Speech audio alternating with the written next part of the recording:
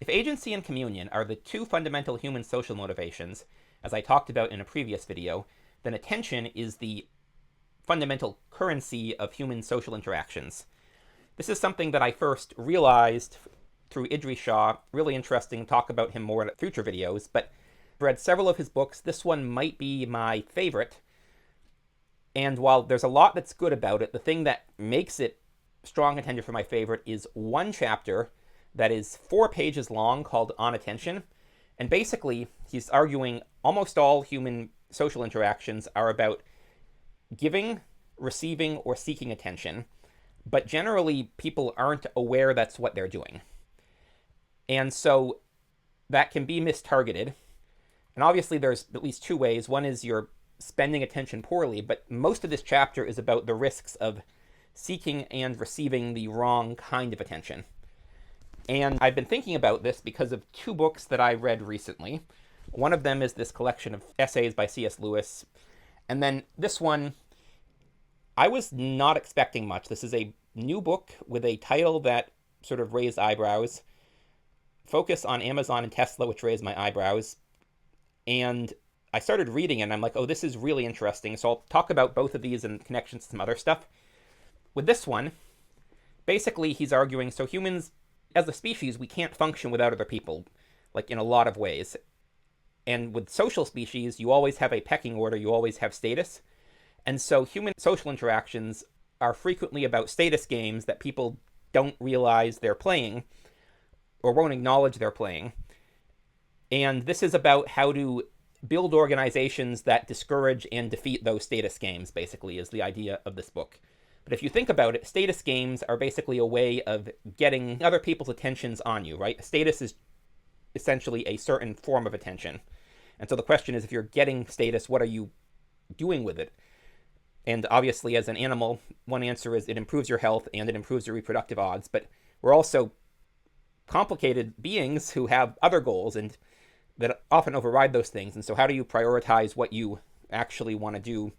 Like, think about what you're trying to do before you catch the car. And so I'm thinking about also a couple of things. So one of them is, again, this book here, in a essay, The Lily That Festers, C.S. Lewis talks about how originally creative types would create for an audience. But now we've had a reversal where the idea has become that an audience should exist to provide jobs for creative professionals. And because the creative professionals are not really thinking about the audience, there's increasingly an attempt to coerce that by having a culture of appreciating modern output of creative professionals as basically the cost of entry to certain high status, high paying positions. If you want to be in the upper class, you need to have culture, and culture is defined by having taste in the output of modern creative professionals. And that is interesting to me, in part because of this book by David Graeber, where he talks about you have 3 jobs that are meaningful and still relatively highly paid and prestigious, but they are heavily gate-kept. So these are Hollywood, academia, and journalism. And going back to The Third Door by Alex Banayan that I talked about, so these are all jobs where most of the people are coming in through the second door, the nepotism door. Almost no one's getting in through the first door of waiting in line and paying your dues, and a few exceptional people are getting in through the third door. But it's mostly second door people who need to convince themselves, hey, I got here on my own merit, like I deserve to be in Hollywood, I deserve to be in academia or journalism. And so there's a lot of self-deception that comes from this. And again, you might explain some of this sort of idea of, okay, well, if I am meritorious, I deserve an audience. If I'm not getting an audience, it's the audience that's wrong. You know, the Principal Skinner meme, right? Or the kid's wrong, no, it's me. But then the other thing that I'm thinking about is, so I mentioned you have 2 issues with attention. One is how you are spending it, which I don't have Digital Minimalism, Cal Newport downstairs, but I talked about that. But also this book I've mentioned before greatly impacted my life because I realized, oh, even knowing I'm trying to do too much, I'm still trying to do way too much, and I need to focus my attention more. So that's about spending attention. But then there's also, as I said with Idries Shah, the question of seeking attention, seeking the right kind of attention. And for that, it's interesting. So this is the best-known, best-selling, I think, self-help book of all time. And there are 2 habits in here. In the Private Victory, the second and third one, so you have begin with the end in mind and put first things first.